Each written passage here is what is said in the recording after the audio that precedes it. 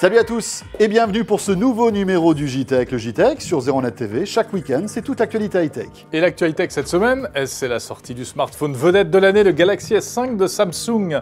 Alors quoi de neuf par rapport à la concurrence? On fait le point. Et mauvaise nouvelle pour les vieux PC, Windows XP c'est fini. Que va-t-il se passer pour vous, utilisateurs de Windows XP? La réponse dans un instant.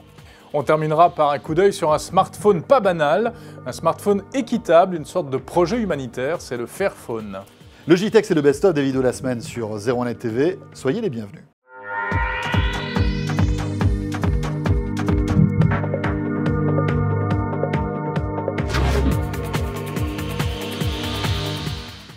Donc ça y est, le Galaxy S5 est enfin arrivé à la rédaction de ZeroNet TV et de ZeroNet.com. Ça y est, il est au labo. Ouais. Ça va nous permettre en fait de faire un petit point sur les smartphones haut de gamme. Hein, on sait que c'est un segment qui souffre en ce moment parce qu'il y a l'arrivée des téléphones low cost, il y a l'arrivée des téléphones, on va dire, à moins de 200-300 euros. Mais malgré tout, les constructeurs prestigieux sortent des téléphones très haut de gamme. Et donc, tu as apporté les deux concurrents importants du Galaxy S5, le Z2, qui vient d'arriver aussi il y a quelques minutes, à croire qu'il se tire la bourre entre Samsung et Sony, il vient d'arriver. Et puis le HTC One M8 qui sont là, juste là. Comme quoi, il ne sert à rien, enfin, il ne sert pas à grand-chose d'annoncer rapidement les smartphones. Oui. Parce que finalement, le HTC One M8 a été annoncé quelques semaines après le Mobile World Congress. Et c'est déjà disponible. Oui, il a été annoncé bien après, voilà. En fait, le Galaxy S5. Et les deux grands smartphones très attendus, que sont le Sony Xperia Z2 et le Samsung Galaxy S5, ont été donc annoncés fin février et... va être disponible dans le... Bientôt, là. Voilà, le S5, logiquement, demain, il va y avoir des approvisionnements la semaine prochaine, et pareil pour le Z2. Donc, tu as le Galaxy S5 entre les mains. Je ne vais pas le configurer, là, parce qu'on va y passer la soirée. Un peu de temps. Là, le Z2 et donc le HTC One M8, dont on a beaucoup parlé, hein, parce que le test est déjà disponible sur ZeroNet TV, sur ZeroNet.com. Comment distinguer ces trois téléphones? En fait, ils ont pas mal de points en commun. Ils ont tous les deux le dernier processeur... 4 cœurs Snapdragon 801 de Qualcomm, donc c'est vraiment c'est quelque chose de très très puissant. On sent qu'on est dans du très haut de gamme là. Avec une petite différence parce que celui du S5 tourne à 2,5 GHz alors que les deux autres sont restés à 2,3. Et ça va changer vraiment quelque chose? Ça va pas changer la face du monde, je pense. Sinon, en taille d'écran, ils sont assez proches. Ça oscille entre 5 et 5,2 pouces, donc c'est pareil, pas beaucoup de différence. Alors, ce qui est amusant, c'est quand on compare quand même au porte-étendard d'Apple, qui est donc, je vous rappelle, l'iPhone 5S, qui paraît, mais alors rikiki, je ne sais pas si on les voit, si on le voit par rapport aux autres, mais qui paraît rikiki, quoi. Il est temps que Apple se bouge un peu les fesses et sorte un smartphone qui soit un petit peu dans les tailles d'écran dans l'air du temps aujourd'hui. Surtout, parce qu'il y a une grosse attente sur des grandes tailles d'écran, sans aller jusqu'à la phablette de 7 pouces. 5 pouces, c'est un minimum. Donc, taille d'écran relativement semblable, qualité d'écran. Qualité d'écran, c'est difficile à dire puisqu'on n'a pas encore tout à fait... on est en train de débuter les tests sur le Z2 et le S5, mais c'est des écrans Full HD. On a de la technologie AMOLED sur le Samsung, alors que les deux autres, je crois, sont sur des technologies plus classiques IPS. D'accord. Alors, particularité aussi, deux de ces trois téléphones sont étanches. Oui, le Galaxy S5 et le Xperia Z2. Voilà, c'est une grosse tendance. Ce sont des téléphones que vous pouvez manipuler sous l'eau, vous pouvez les faire tomber dans la piscine, ils résistent aussi à la poussière, alors que le HTC One M8 n'a pas cette particularité. Côté appareil photo aussi, on ne peut pas donner de verdict encore parce que vous n'avez pas fait les tests. Voilà, mais on a des choses très différentes puisqu'on a un capteur qui est légèrement supérieur à 20 mégapixels pour le Sony, un capteur de 16 mégapixels sur le Samsung. Là encore, c'est à peu près homogène. En revanche, HTC, lui, a adopté la technologie ultra pixel, donc des gros pixels, mais du coup, en termes de taille de capteur, on est sur 4 mégapixels seulement. Voilà, alors on nous dit, par exemple... on a un petit peu oublié le Lumia. J'ai vu passer un tweet. Un certain Xavier qui nous dit, n'oubliez pas le Lumia 930. Xavier, on n'oublie pas le Lumia 930 qui est un très beau téléphone. Qu'on a dévoilé, la semaine dernière, mais qu'on n'a pas ce soir. On va en reparler. Ça y est, on tire une croix sur Windows XP. On l'aimait bien pourtant, Windows XP, vous savez, avec son petit bouton démarrer rectangulaire. Sorti en 2001, Windows XP ne sera plus et n'est plus supporté techniquement par Microsoft à partir d'aujourd'hui, 7 avril 2014. Alors qu'est-ce que ça veut dire tout ça? Est-ce que Windows XP d'un coup de baguette magique va disparaître de tous les ordinateurs? On vous explique tout de suite. Il est préférable d'urgence, maintenant que les mises à jour de Microsoft s'arrêtent, de changer d'OS. Pourquoi? Parce que ce qui va se passer, on n'aura plus les mises à jour de sécurité de Microsoft.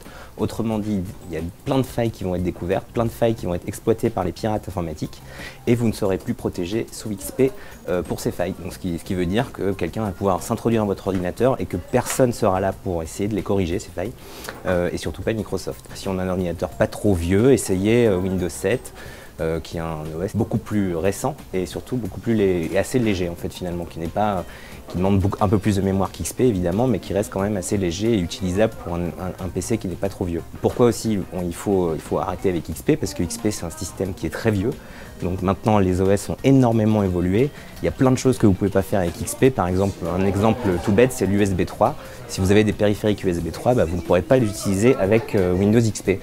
Autre problème, vous avez plein de matériels qui sortent désormais, qui sont plus compatibles avec Windows XP pour des histoires de pilotes, de drivers.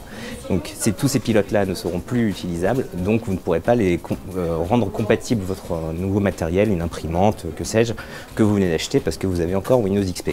Et enfin, il y a plein de choses qui font que Windows XP est aujourd'hui obsolète, notamment par exemple la gestion du Wi-Fi qui est moins bonne que sur les nouveaux OS de Microsoft, la gestion du réseau, la gestion de pas mal de choses en fait finalement qui sont maintenant quotidiens, qu'on utilise tous les jours, qui sont pas très bien gérés par XP, qu'il faut rajouter des couches et des couches de logiciels pour que ça fonctionne. Donc c'est vrai qu'on a plutôt tendance à dire qu'il faut essayer de passer à autre chose. Alors, si vous voulez garder Windows XP ou si vous ne pouvez pas changer d'OS pour telle ou telle raison, il y a plusieurs choses à faire. Déjà, mettre à jour jusqu'aux dernières mises à jour de Microsoft, il faut qu'il soit absolument à jour. Deuxième chose à faire, installer un antivirus d'urgence qui va quand même essayer, lui, de parer aux éventuelles failles qu'il pourrait avoir et dont les pirates pourraient profiter pour infecter votre ordinateur. Ça va être du coup un indispensable. Troisième chose à faire, ne plus utiliser le navigateur qui est fourni, Internet Explorer qui est fourni avec XP, utiliser un autre navigateur qui lui va continuer à être mis à jour, on ne sait pas combien de temps, mais en tout cas utiliser par exemple Firefox sur lequel vous aurez des mises à jour de sécurité, parce que la plupart du temps, quand on reçoit des virus, c'est par le biais des navigateurs. Il faut absolument ensuite régulièrement, par hygiène on va dire informatique, essayer de regarder si régulièrement son ordinateur n'est pas infecté par des virus, s'informer notamment par exemple sur 01net des éventuelles failles de sécurité qui vont arriver, et ça arrivera, il y en aura plein à partir de maintenant, elles ne seront du coup plus comblées, donc il faudra bien s'informer sur les failles qui arrivent et éventuellement mettre des fixes. Alors il y aura encore possibilité via des éditeurs de solutions de sécurité, etc., de mettre des correctifs, mais ça va être beaucoup plus compliqué. Donc voilà, en gros une bonne hygiène, installer un antivirus, utiliser d'autres navigateurs et surtout mettre à jour jusqu'à la dernière mise à jour disponible son OS. Moi j'ai envie de vous dire que vous tous vous avez du sang sur les mains. Oh là, là il attaque fort. Oh là là. Vous avez du sang sur les mains parce que ça avait été l'objet d'un documentaire qui a été diffusé en 2012 sur Arte sur le sang qui entache le parcours d'un téléphone, parce que vous avez du coltan, du cobalt qui sont la plupart du temps extraits dans des mines africaines. Et vous connaissez bien sûr les scandales au Nord Kivu dans la République démocratique du Congo. Donc moi j'ai le premier smartphone au monde qui est en partie dépourvu de ce défaut. Il n'y a pas de sang dessus, c'est le Fairphone. Alors pourquoi Fair, vous pensez à Fairtrade, tout ce qui est commerce équitable, eh bien c'est le business du commerce équitable adapté en fait à la téléphonie mobile. Et il a fallu partir de zéro. Donc c'est une équipe néerlandaise, non éponyme, Fairphone, qui a lancé ça. Ils travaillent dessus depuis 4 ans. Et ils ont dû sourcer de l'or dont les mines ne soient pas contrôlées par des groupes armés. En fait, c'est comme un peu une vache, quoi. Il y a une traçabilité sur le smartphone du début jusqu'à la fin. Sur beaucoup de choses. Sur beaucoup de composants. Alors tout n'est pas la totalité. Tout n'est pas sourçable parce qu'il y a des circuits qui n'existent pas. En fait, par exemple, le circuit de l'or. L'or équitable existe dans la joaillerie. C'est la première fois dans l'histoire de l'électronique qu'il y a à l'intérieur des circuits en or qui sont issus de mines qui ne sont pas contrôlées par des groupes armés. C'est la même chose pour la batterie. La batterie, les composants qui rentrent dedans ne sont pas issus de mines. Alors, il faut dire quand même que les grandes marques font quand même des efforts, essayent de faire des efforts. Elles n'ont pas toujours la main, c'est pas toujours facile de contrôler. C'est complètement, c'est pas une question de main, c'est une question de quel est leur business. Leur business, c'est d'en vendre le plus possible, c'est tout ça. Là, il y a une volonté derrière d'ouvrir le chemin. Voilà, donc c'est un smartphone sous Il y a vraiment Android. une démarche militante. C'est complètement un téléphone militant. Donc vous pouvez le trouver sur fairphone.com. Le premier batch de production a été financé par des souscripteurs à la manière d'un KissKissBankBank ou d'un Kickstarter. Il a fallu lancer la production. Il fallait qu'ils en vendent 5000. Ils en ont vendu 25 000 au premier batch. Il y a 48 000 personnes qui ont déjà réservé le leur. C'est une usine chinoise. On vient de dire, en Chine aussi, les conditions, elles sont misérables. Ah ben non, en Chine, les conditions ne sont pas misérables partout. Ils ont trouvé un partenaire qui construit déjà des smartphones qui a dit OK, vous pouvez parler à nos employés. OK, vous pouvez les monitorer. OK. Ils ouvrent leurs portes. Voilà, tout à fait. Donc, les caves étaient toujours fermés. Les caves étaient fermées, bien sûr. Il y avait des petites filles pakistanaises qui travaillent à l'intérieur pour assembler les blocs optiques. Mais on ne peut pas rigoler avec tous les sujets. Qu'est-ce que tu en penses, Adrien? C'est un téléphone intéressant, au-delà de sa philosophie, on va dire. On peut pas le bouger de sa philosophie parce que si vous prenez un smartphone, il y a des smartphones Wico, je sais jamais comment on dit. Le terminal a l'air bien. Stéphanie l'a eu en main vite fait comme ça. Elle m'a dit écoute, la réalisation est bonne. C'est quand même elle la spécialisée smartphone. Je l'ai trouvé agréable en tant qu'utilisateur. On vient juste de le recevoir. On n'a pas encore fait les tests d'autonomie. Mais on peut pas pour l'instant le séparer de sa démarche militante. C'est quand même un terminal à 325 €. Donc on a entendu le prix de l'autre Nokia. Effectivement, voilà, ça n'est qu'un Android 4.2.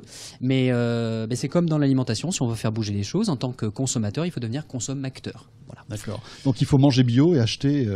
Voilà, vous serez traité de bobo par les réacs et vous pourrez les traiter de réacs. Voilà, c'est parfait. Donc ils sont partis en République démocratique du Congo pour le coltan et pour le cobalt. Eux, ils tracent depuis les mines. Donc effectivement, c'est 4 ans de travail. Pour arriver à ça. Ouais. Et par exemple, pour pas jeter la pierre donc à tous les constructeurs, ils se sont pas beaucoup remués pour créer les circuits de distribution. Et ben Fairphone, eux, leur but c'est pas de vendre des millions de terminaux, c'est de créer ces circuits de distribution et en espérant que les constructeurs s'en emparent. Et puis alors, dernière chose, la tendance générale, on en parlait tout à l'heure, il est double SIM. Alors, il est double SIM, bien sûr, mémoire extensible, complètement démontable, et la philosophie d'ouverture va jusqu'au système d'exploitation. Vous êtes root dès le départ, si vous voulez le formater, le hacker. Et l'appareil est à peine sorti, il vient juste d'arriver aux premiers souscripteurs, nous sommes les premiers en France à l'avoir. Il va déjà y avoir un magasin de pièces détachées. Leur volonté, c'est que vous le gardiez le plus longtemps possible. Pour qu'il y ait une démarche écologique. Voilà, c'est vraiment un téléphone militant. Voilà, c'est la fin de ce JTech. Retrouvez l'intégralité de ces vidéos et bien d'autres sur 01net.tv. Et puis merci, puisque sur YouTube, nous avons dépassé la barre des 100 000 abonnés. C'est grâce à vous. À cette occasion, un concours exceptionnel que nous vous réservons sur le site 01net.com avec entre autres un Galaxy S5 à gagner. On se retrouve la semaine prochaine pour un nouveau JTech. Salut à tous.